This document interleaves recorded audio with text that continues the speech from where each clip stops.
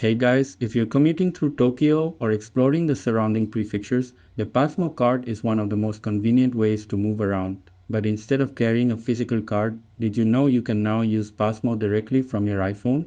It's fast, seamless, and incredibly efficient. In this video, I'm going to show you exactly how to add PASMO to your Apple Wallet and start using it instantly. First, open the Wallet app on your iPhone. In the top right corner, you'll notice a plus symbol. Tap that to begin. You'll be presented with several options, but instead of choosing a credit or debit card, look for the transit card section. Once you're inside, scroll through the available cards and select PASMO from the list. It's specifically designed for travelers and daily commuters in the Kanto region.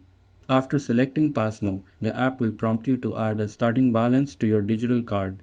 You can pick any amount based on your needs, whether you're commuting daily or just visiting for a short trip.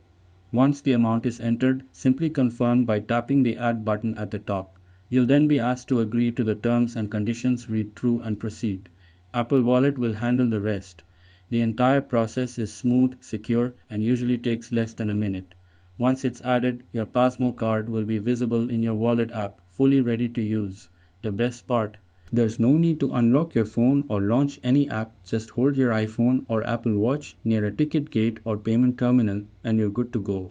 What makes it even better is the recharging process. No more hunting for vending machines or kiosks. Simply open the wallet app anytime, tap on your PASMO card, and add funds using Apple Pay instantly. You can even check your remaining balance and recent transactions right inside the app.